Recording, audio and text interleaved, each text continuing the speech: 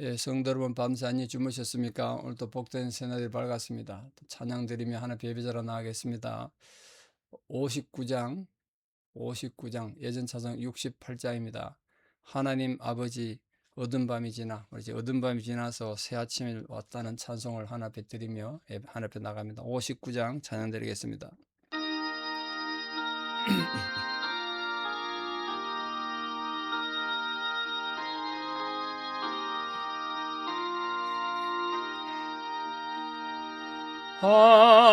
하나님 아버지, 어두운 밤이 지나 먼 동이 타서 밝은 아침 되니 우리가 이 시간 주님 앞에 나와 주 찬양합니다.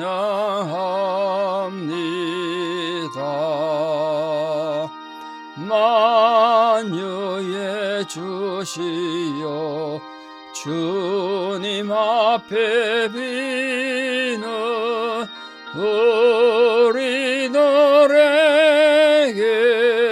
힘을 주시옵고 하나님 나라에 한량없는 은혜를 내리어 주소서. 거룩한 아버지 삼위일체 주님 구원의 사랑 한량없이 크니 영광의 주 이름 영원토록 빛나니 온 땅에 찾도다.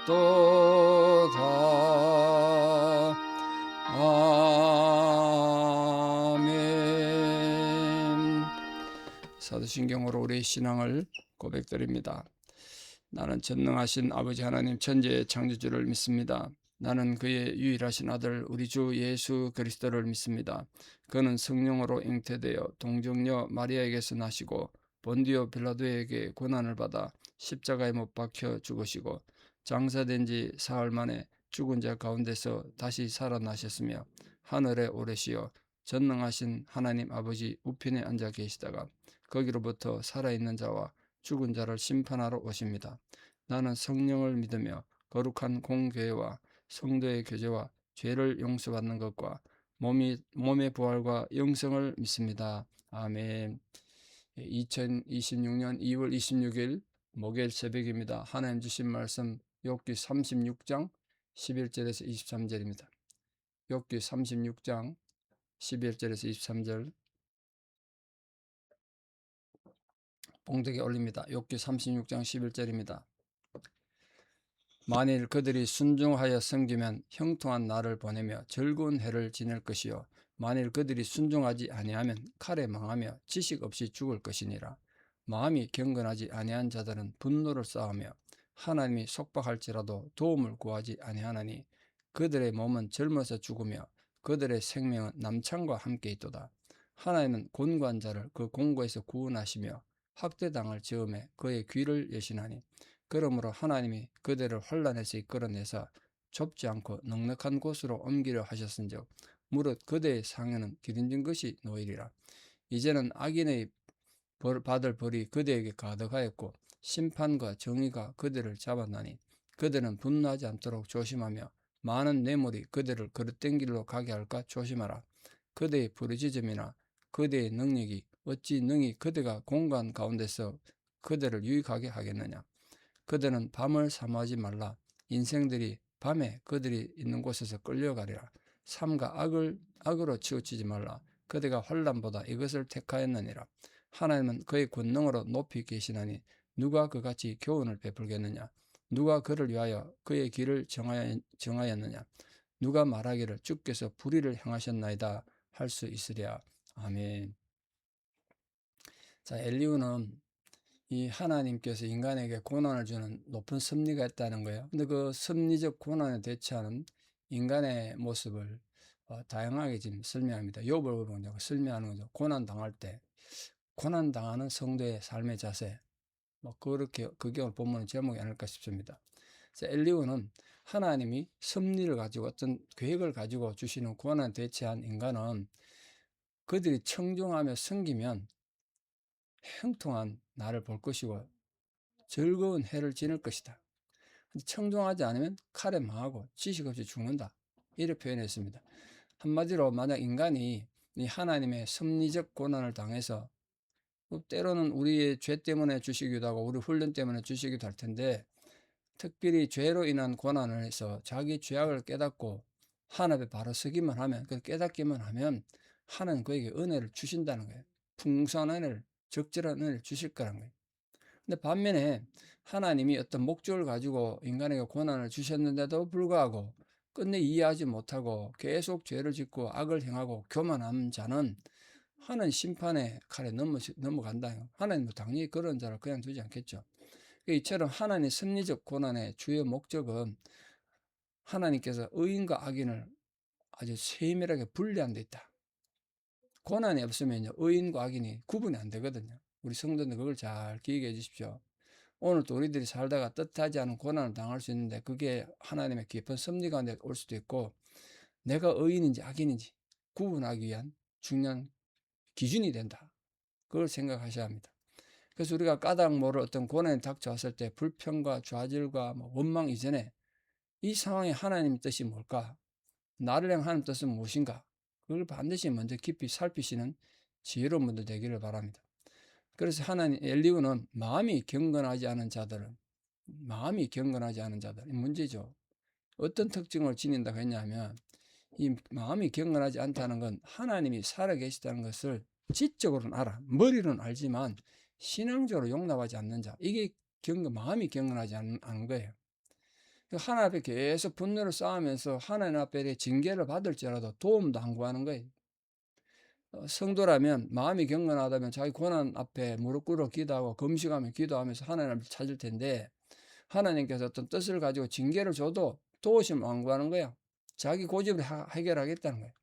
그러니까 점점점 힘들어지는 거죠.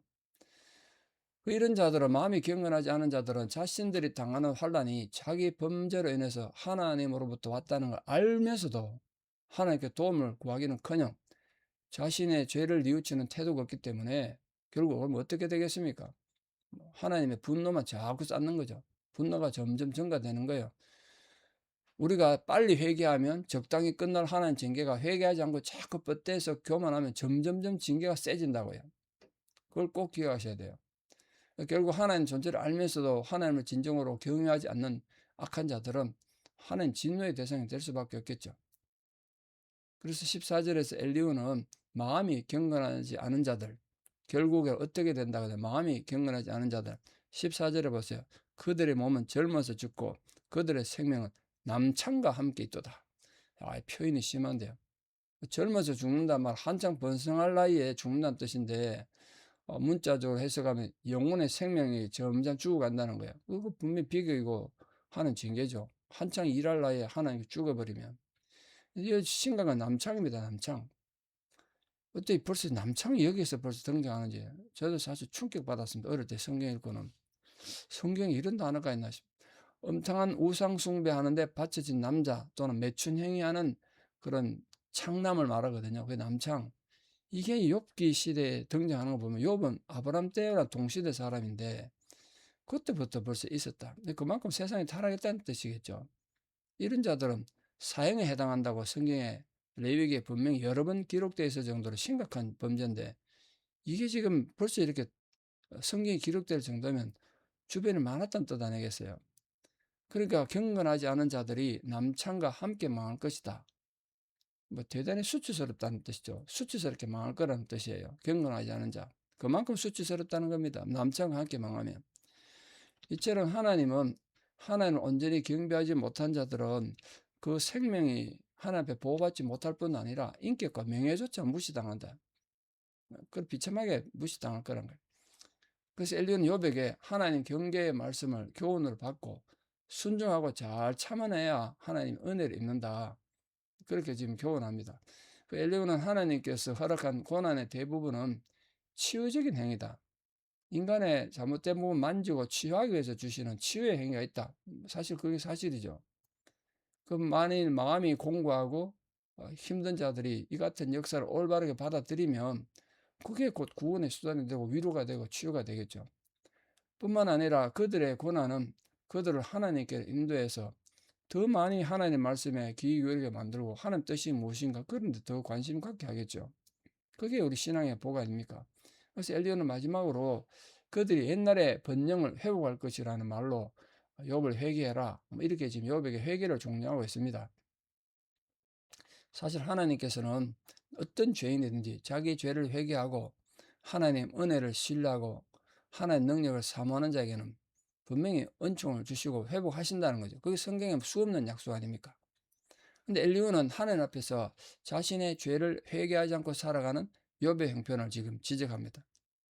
엘리후 눈에 보기에는 욥이 아직 회개를 안 했다고 생각됐나 봐요.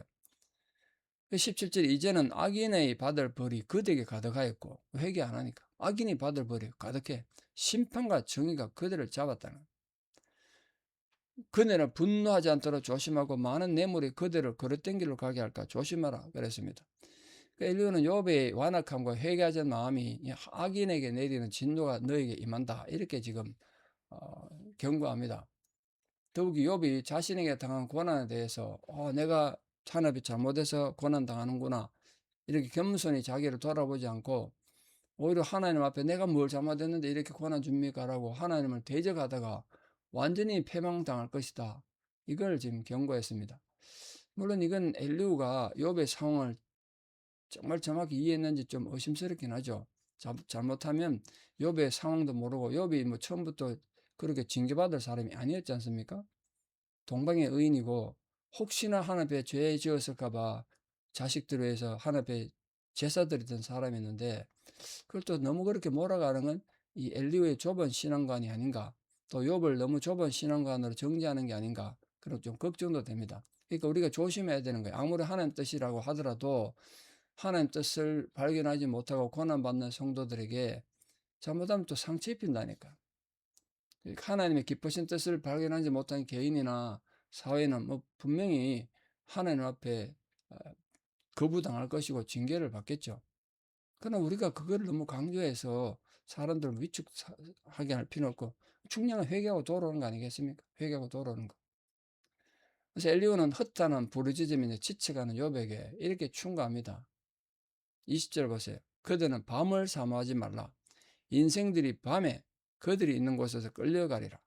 고로 삶과 악으로 치우치지 말라. 그들과 혼란보다 이것을 택하였느니라.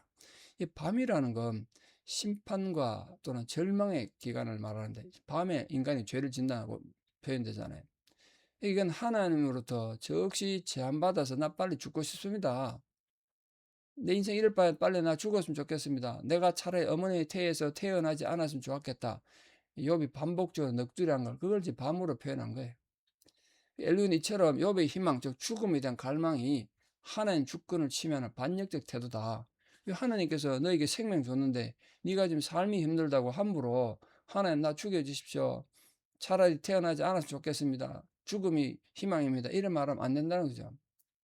계속해서 욥의 고통은 그를 악에서 돌이키게 하기 위해서가 아니라 그를 악으로부터 떠나게 하려고, 악으로 돌이킨 자가 아니라 악을 행하게 하기 위한 자가 아니라 악에서 떠나게 하려고 하는 고난을 줬는데 그걸 모르고 내 빨리 죽었으면 좋겠다. 그럼 그 마음이 점점 악에 기울어지지 않냐. 그걸 지금 충고하는 겁니다. 이런 충고는 욥의 사정을 어떻게 하면 이해를 제대로 못한 무미건조한 이론적인 충고가 될 위험성도 있죠. 지금 욥이 어떤 상황에서 왔는데, 그러니까 우리가 성경으로 말씀으로 사람을 징계하든 위로할 때도 그 일반적인 진리를 내뱉듯이 함부로 말하면 안 되는구나 이런 생각을 합니다. 먼저 사랑과 이해로 그 사람 생편이 어떤지 먼저 충분히 이해한 다음에 함부로 뭐 교훈해도 교훈하고 격려해도 격려하지 함부로 내가 법칙이 돼가 나는 대단히 믿음이 좋은 사람처럼 성도는 이게 문제야. 기도해야 돼. 이렇게 기도해. 이런 식으로 함부로 말하면 안 된다니까요. 그 사람 형편과 처지를 우리가 어떻게 다 알겠어요. 또 그를 향한 하나님의 섭리를 우리가 어떻게 합니까? 함부로 정죄하거나 판단하지 마라. 아, 몇 주 전에도 설교드린 것처럼 판단하는 건 하나님의 큰 죄다. 그러면서 자기는 또 그걸 같은 죄 짓는다고. 그게 얼마나 문제였습니까? 그래서 엘리야는 인간이 감히 하나님께 교훈을 베풀거나 겁을 향해서 저주할 수 없다. 그걸 이렇게 말합니다.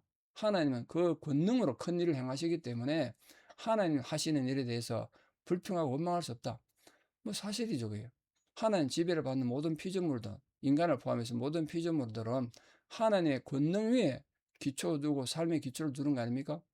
그래서 피조물인 우리도, 인간도 피조물인데 우리에게 하나님께서 교훈 주시고 길을 안내하는 만한 능력이 우리한테는 없잖아요. 하나님 은혜지. 하나님 능력. 그래서 여기서 엘리야는 하나님께서 세상을 다스리는 모든 섭리적인 지배가 인간을 포함한 모든 창조물들에 있다. 그걸 알고 하나님을 바로 섬겨라. 하나님을 의지해라. 끝까지. 그렇게 지금 교훈하는 겁니다. 근데 이 세상을 다스리시면서 교훈하시는 하나님께서는 필요하면 인간의 영혼도 깨우치게 하시고 또 그 깨우친 것으로 인해서 하나님 바로 인식하도록 하시잖아요. 우리에게도 그게 필요하죠.